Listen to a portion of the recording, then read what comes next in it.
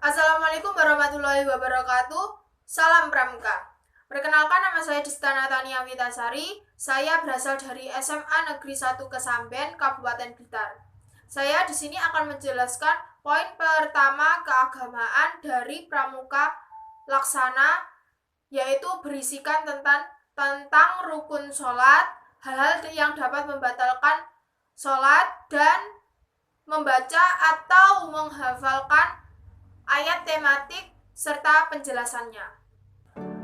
Rukun sholat.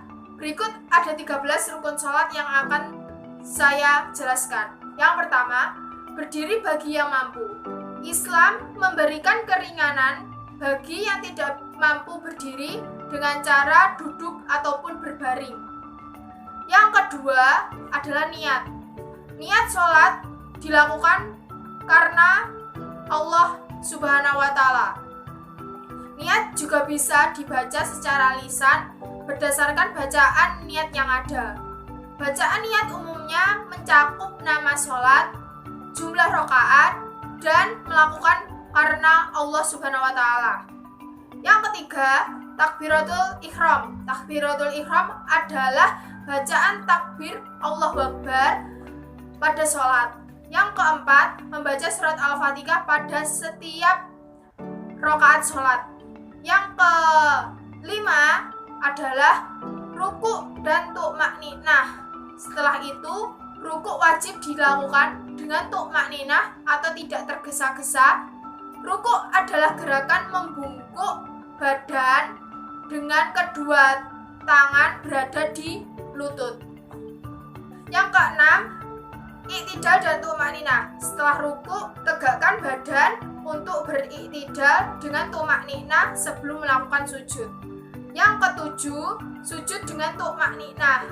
Setelah iktidal, lakukan sujud dengan tumakninah berdasarkan 2 kali sujud yang dihubungkan dengan duduk di antara 2 sujud. Yang kedelapan, duduk di antara 2 sujud. Pada setiap rakaat setelah sujud pertama, haruslah melakukan duduk di antara 2 sujud sebelum sujud yang kedua. Yang kesembilan, duduk tasyahud akhir. Di akhir terakhir sholat, setiap orang harus melakukan duduk tasyahud akhir sebelum salam. Yang ke-10, membaca tasyahud akhir.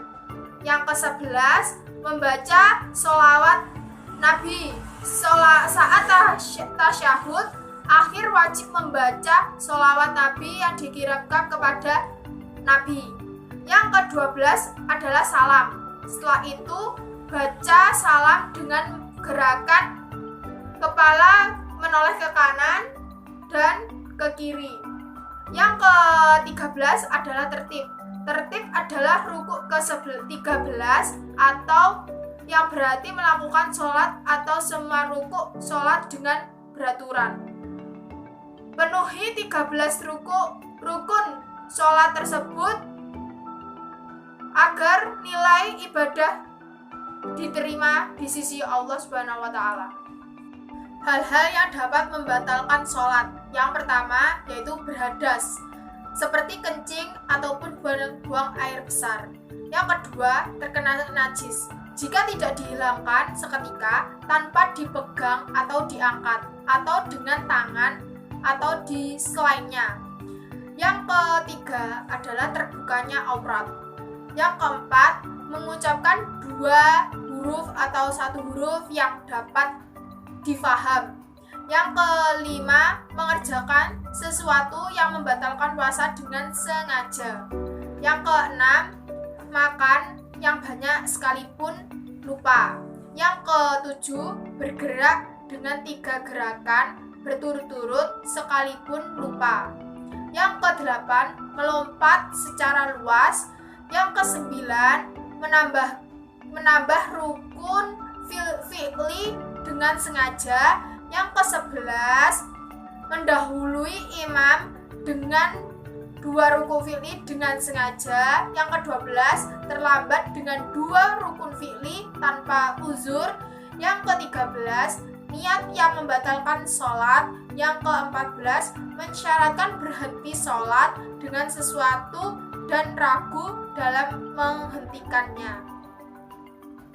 Yang ketiga, penjelasan ayat tematik dan maknanya. Saya ambil salah satu contoh, yaitu Quran surat Al-Isra ayat 11 yang berbunyi wa kana insanu ajul, artinya dan adalah manusia bersifat tergesa-gesa. Maksudnya Allah Subhanahu wa Ta'ala menjelaskan bahwa manusia itu mempunyai sifat tergesa-gesa, yaitu apabila ia menginginkan sesuatu sesuai dengan kehendak hatinya, maka tertutuplah pikirannya untuk menilai apa yang diinginkannya itu apakah bermanfaat bagi dirinya atau merugikannya. Hal itu semata-mata didorong oleh sifat tergesa-gesa untuk mencapai tujuannya tanpa dipikirkan dengan pemikiran yang matang terlebih dahulu. Hal itu menunjukkan bahwa pada umumnya manusia itu tertarik pada keadaan lahiriah dari sesuatu tanpa meneliti hakikatnya dan rahasia sesuatu yang ada di dalamnya. Terima kasih yang telah menonton video saya. Saya akhiri. Wassalamualaikum warahmatullahi wabarakatuh. Salam Pramuka.